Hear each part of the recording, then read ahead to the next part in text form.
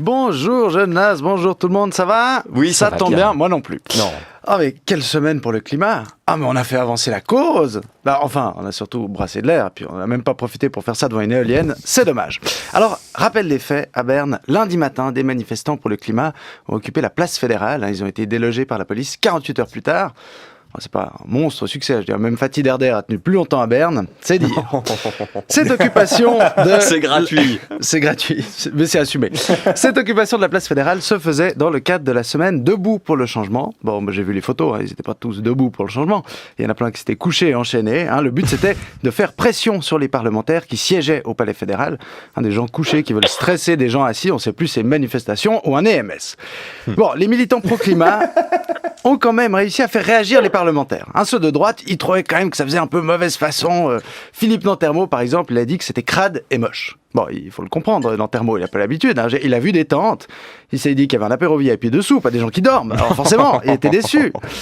Autre exemple à droite, Andreas Glarner de l'UDC, qui a réussi à faire un dérapage raciste en sous-entendant qu'une élue de Bâle-Ville, Sibel Arslan, n'était pas suisse car d'origine turque. Même quand on parle de climat, à certains UDC qui arrivent à ramener ça aux étrangers.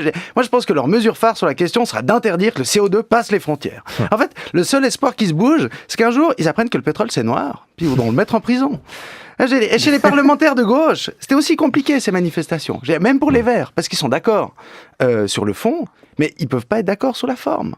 C'est comme moi avec certaines de vos chemises, Jonas. Bon, ce matin, ça va. Mais moi, j'aime bien les chemises. Mais les motifs, bon voilà, chacun ses goûts. Et c'est normal. Parce que la désobéissance civile, c'est clivant. Moi, au départ, je trouvais ça plutôt nécessaire. Mais au bout d'un moment... Le meilleur exemple, c'est le procès des 12 militants pro-climat qui avaient mimé une partie de tennis chez Crédit Suisse. Ils ont perdu cette semaine en deuxième instance, alors qu'ils avaient été acquittés en janvier. Mais c'est loin, janvier. Pour vous dire, Alain Berset, à l'époque, c'était juste un show au Conseil fédéral. À l'époque, l'herbe était aussi verte que la vague des élections fédérales. Moi, je les avais trouvés héroïques, ces jeunes. Et sur le fond, je suis toujours d'accord avec leur combat. Mais sur la forme, là, jeudi, il y avait un ton victimaire qui collait plus. Déjà parce qu'ils avaient 12 avocats. Non mais c'est trop pour être à plaindre, 12 avocats. À ce niveau-là, c'est pas un procès, c'est un brunch de bobos. C'est ça qui est dramatique dans cette histoire. Moi, ils m'ont perdu en cours de route, l'équipe. Au procès, les militants ont invoqué des grandes figures révolutionnaires comme Gandhi ou Rosa Parks. Mais je suis désolé, mais Titouan de Lausanne Action Climat, c'est pas Gandhi. Et Rosa Parks, elle a posé des citations du genre « Je voudrais que l'on se souvienne de moi comme d'une personne qui voulait être libre, alors que les autres le deviennent, pour que les autres le deviennent aussi. » Et là, on la compare à Myriam de Lausanne Action Climat, qui dit quoi? Et dire qu'il y a d'autres moyens d'action, c'est pas vrai. Il n'y en a pas d'autres, parce qu'on a tout essayé les autres.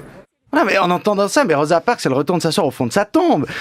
C'est triste à dire, mais les héros de janvier ne sont plus que des coupables de septembre. Et il ferait peut-être bien de virer un avocat et d'engager un conseiller en com, parce que, au fond, c'est peut-être ça qui fera la différence. La forme. Sur le fond, tout le monde commence à voir qu'ils ont raison. Oui, bientôt, on ne devra plus gérer l'urgence climatique, mais le trop tard climatique. Oui, vu l'âge des décideurs, on ne sait plus si le geste le plus écolo, c'est de ne pas faire d'enfants ou de ne pas faire d'adultes. Oui, tout ça. Mais comment on fait Moi, de ce que j'ai compris, l'objectif de l'écologie, c'est quand même une société plus durable, et non où chacun se fait justice en faisant un sitting chez son voisin. Imaginez Philippe Nantermo qui débarque dans votre jardin pour qu'on privatise l'air. Et on est en Suisse, où le système est aussi participatif que lent. En politique, la seule chose sur laquelle tous les Suisses sont d'accord, c'est qu'il faut tous être d'accord. Alors oui, certains élus profitent de ça pour faire comme s'il n'y avait pas de problème. Mais face à quelqu'un qui se bouche les oreilles, celui qui crie toujours plus fort n'a pas l'air beaucoup plus lucide. Alors demandons-nous juste, est-ce que ça en valait vraiment la peine en termes de résultats? Non, moi je crois qu'au final, le plus grand geste qu'on a fait pour un monde meilleur et le vivre ensemble cette semaine, c'est qu'on a confiné les fils à papa de l'école hôtelière de Lausanne. Merci Benjamin Descostelles.